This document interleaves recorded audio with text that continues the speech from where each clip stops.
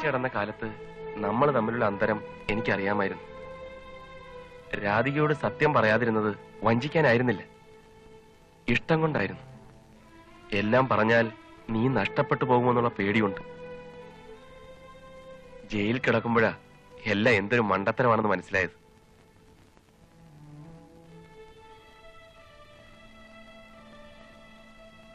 ജീവിതത്തിൽ ഇനി ഒരിക്കലും നിന്റെ മുമ്പിൽ വന്ന് പെടരുതെന്ന് ഞാൻ ആഗ്രഹിച്ചിരുന്നു. പക്ഷെ നേരിൽ കണ്ടപ്പോൾ എനിക്കെന്നെ നിയന്ത്രിക്കാനായില്ല. എന്നോട് ക്ഷമിക്കണം. ഒന്നും മനഃപൂർവ്വമായിരുന്നില്ല. ഇന്ന് തിയേറ്ററിൽ വെച്ചുള്ള കണ്ടുമുട്ടൽ പോലും മനഃപൂർവ്വമായിരുന്നില്ല. ഞാൻ അറിയാതെ എനിക്ക് ചുറ്റും എന്തൊക്കെയോ നടക്കുന്നുണ്ട്. ആശുപത്രിയിൽ കൊടുക്കാൻ 5000 രൂപയ്ക്ക് വേണ്ടിയാണ് ഞാൻ ഇറങ്ങിത്തിരിച്ചത്. ഇപ്പൊ ഞാൻ ജയിലിലാടിയവനായി, കൊലപാതകയായി.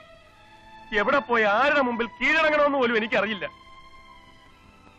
പോലീസിന്റെ കൈ കിട്ടി അവരെന്നെ കൊല്ലും. ഞാൻ ഒരിക്കലും കണ്ടിട്ടില്ലാത്ത വേറെ ചിലർ തോക്കുമായിട്ട് എന്റെ പുറകെ. ഞാനിനി ഒരിക്കലും രാധികയ്ക്ക് ഒരു ബുദ്ധിമുട്ടാവില്ല. തന്നെയുമല്ല, ആ MDയും മറ്റും വന്ന് രാധികയെ കണ്ടാൽ അവരിവിടെയും വന്ന് കുഴപ്പമുണ്ടാക്കും. വണ്ടിക്കൂലിക്കുള്ള കാശെങ്കിലും ഉണ്ടായിരുന്നെങ്കിൽ. അല്ലേ, വേണ്ട. Thanks a lot. തോമസ്,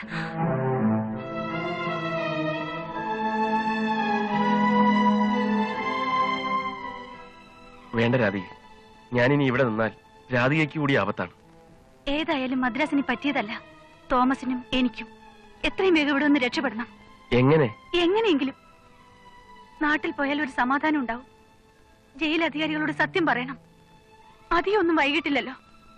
തോമസ്, ഇനി ഒന്നും ആലോചിക്കണ്ട, പോകാം.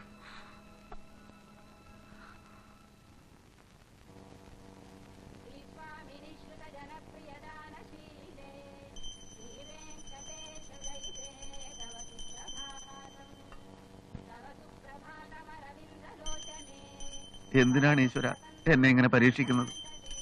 കാപാലികന്മാരുടെ കയ്യിൽ നിന്ന് കഷ്ടിച്ചാണ് ഇന്നലെ രക്ഷപ്പെട്ടത്. കൊള്ളയും കൊള്ളിവെപ്പും ഞാൻ എന്നേ നിർത്തിയില്ലേ ഈശ്വര. എന്റെ സമാധാന ജീവിതം തകർക്കല്ലേ. എന്തൊക്കെ പറഞ്ഞാലും എന്റെ പടം TV-യിൽ വരുത്തിയത് കുറച്ച് കടന്നു കൈയായിപ്പോയി.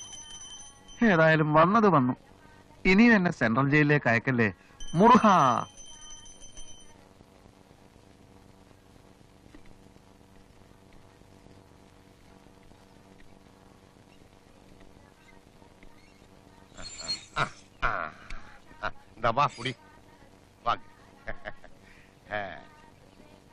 இது என் மகள் ஞானம். ஹலோ, நமஸ்காரம். ஞானம், இவர் யார் மாதிரி இருக்கு? அது வந்து இறந்து போன உன் அண்ணன் சுப்பிரமணியம் மாதிரி இல்லே? ஆமாப்பா, அண்ணா மாதிரியே இருக்கார். அதே கண்ணு, அதே மூக்கு, அதே மீசை.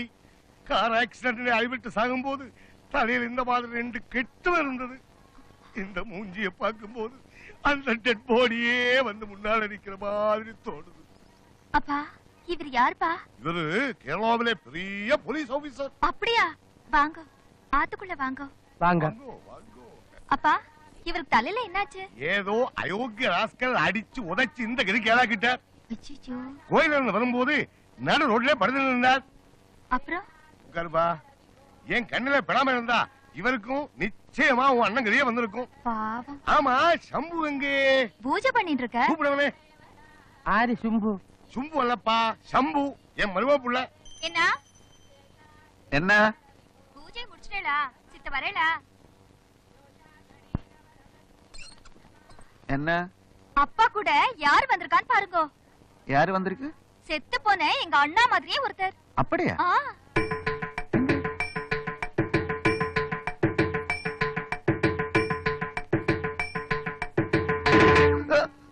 என் மருமக பிள்ளையானதுனால சொல்லவில்லை, அவர் ஹரிச்சந்திர மாதிரி.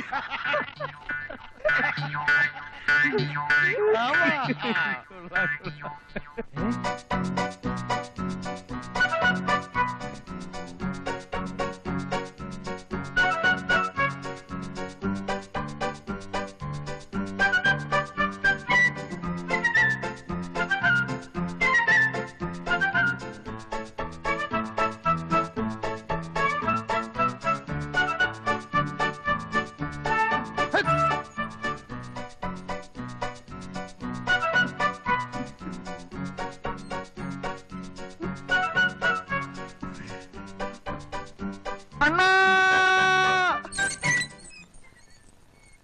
എല്ലാം ഞാൻ വിശദമായിട്ട് പിന്നീട് പറയാം. തൽക്കാലം എന്നെ ഇവിടെ നാട്ടിക്കല്ലേ സാർ.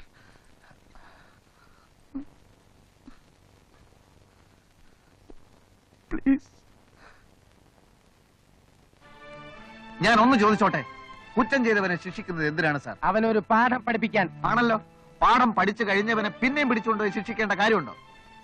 ഞാനിപ്പോ മര്യാദക്കാരനാണ്, കുറ്റവാളിയല്ല. 24 മണിക്കൂർ അധ്വാനിച്ച് ഒരു കുടുംബം പുലർത്തുന്നവനാണ്. ഇനിയും എന്നെ അഴിക്കകത്താക്കിയാൽ അതോടെ എന്റെ കുടുംബം വെള്ളത്തിലാകും. ഞാനൊരു സ്ഥിരം കുറ്റവാളിയായി മാറും. അങ്ങനെ മാറിയാൽ ഈ വിൻസെന്റ് ഡിസൂസ ഇടിച്ച് നിന്റെ അസ്ഥി കലക്കും. ഒരുത്തന്റെ അസ്ഥി കലക്കാൻ ഏത് മണ്ടനും കഴിഞ്ഞു എന്ന് വരും. പക്ഷെ കലങ്ങിയ അസ്ഥി ശരിപ്പെടുത്തി എടുക്കാൻ കുറച്ച് മിടുക്ക് വേണം. സാർ എത്ര വട്ടം പറഞ്ഞു ഞങ്ങൾ ആരെയും കൊല്ലാൻ ശ്രമിച്ചിട്ടില്ല. അതൊന്നും പറഞ്ഞിട്ട് കാര്യമില്ല. എന്ത് വന്നാലും ഞാൻ രണ്ടെണ്ണത്തിനെ പിടിക്കും. എന്നാ പിടിക്ക്. പക്ഷെ നിരപരാധികളായ ഞങ്ങളുടെ മനസ്സിന്റെ ശാപമേറ്റ് സാറും സാറിന്റെ കുടുംബവും നശിച്ച് വെള്ളത്തിലാകും. നോക്കിക്കോ. എന്റെ പ്രശ്നം തനിക്കറിയാമോ? ആഭ്യന്തര മന്ത്രിയുടെ ബന്ധുവായതുകൊണ്ടാണ് എന്നെ കേസ് പിടിക്കാൻ വിട്ടതെന്നും ഞാനിവിടെ ചുമ്മാ ഊരി ചുറ്റിക്കൊണ്ടിരിക്കുകയാണെന്നുമൊക്കെയാണ് പ്രതിപക്ഷത്തെ ദുഷ്ടന്മാർ അസംബ്ലിയിൽ വിളിച്ചു കൂവിക്കൊണ്ടിരിക്കുന്നത്. പാവം മന്ത്രി അമ്മാവൻ പ്രതിപക്ഷത്തിന് ചുട്ട മറുപടി കൊടുക്കാനാവാതെ അമ്മാവൻ കിടന്ന് ശ്വാസം മുട്ടുകയാണ്. എന്റെ വരവിന്റെ ഉദ്ദേശം നിങ്ങളെ പിടിക്കൽ മാത്രമല്ല, അധോലോക തെണ്ടികളായ KR-നെയും വിക്രമനെയും എനിക്ക് പൂട്ടണം. ഏത് വിക്രമൻ? നിങ്ങളെ കൊലയാളികളായി തെറ്റിദ്ധരിച്ചിരിക്കുന്ന അതേ വിക്രമൻ തന്നെ. KR-ഉം ഈ വിക്രമനും ഒന്നിച്ച് പ്രവർത്തിച്ചിരുന്നവരാണ്. മയക്കുമരുന്ന്, കൊല, ആയുധക്കള്ളക്കടത്ത് എന്നിവയൊക്കെയായിരുന്നു ഇവരുടെ ഏർപ്പാട്. ഇവർ തമ്മിൽ തല്ലി പിരിഞ്ഞപ്പോൾ പരസ്പരം പാര വയ്ക്കാൻ തുടങ്ങി. അങ്ങനെയാണ് ഇന്റലിജൻസിന് ഈ വിവരങ്ങളെല്ലാം കിട്ടുന്നത്. അത് ശരി. ഇത്രയും വലിയ ചെറ്റകളെ സുഖിക്കാൻ വിട്ടിട്ടാണ് ഈ നിസ്സാരക്കാരായ ഞങ്ങളുടെ പുറകെ സാർ നടക്കുന്നത്. ഒരുത്തരം ഞാൻ വെറുതെ വിടില്ല. അവന്മാരെ ഞാൻ പിടിച്ചാൽ മന്ത്രി അമ്മാവനെ ആണുങ്ങളെ പോലെ തലയുയർത്തി നടക്കാൻ നോക്കും. അപ്പൊ പിടിക്കണം സാർ. തടി കൊണ്ടും ബുദ്ധി കൊണ്ടും എന്ത് സഹായം വേണമെന്ന് പറ, ഞാൻ ചെയ്യാം.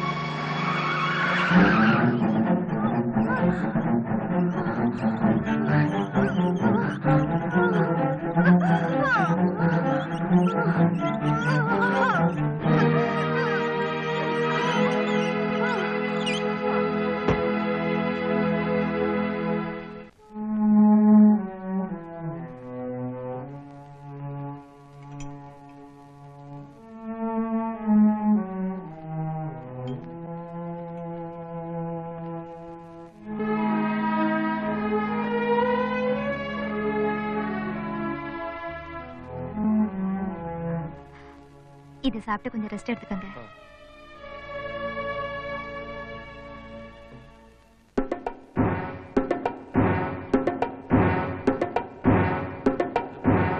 ஏய் நீ ഗുളിക വിഴുങ്ങിയാச்சு. டிவியா? എന്താണ് ടിവി? டிவில பார்த்தது உன்னதானே? അത് ഞാനല്ലേ, അത് വേറെ ആള്. ഞാൻ അവനല്ലേ. கொலைகாரே கொலைகாரே അല്ല, கொலைகாரே டிவில பார்த்த ഞാൻ கொலைகாரே. சொல்றது கேளு. ஐயோ சிஸ்டர் காப்பாத்துங்க. ஐயோ சிஸ்டர் கதவு தர்றீங்க சிஸ்டர். ஐயோ காப்பாத்துங்க சிஸ்டர். சிஸ்டர் காப்பாத்துங்க சிஸ்டர். யதார்த்தத்தில் நடந்த എന്താണെന്ന് ഞാൻ சொல்றேன். சிஸ்டர் காப்பாத்துங்க.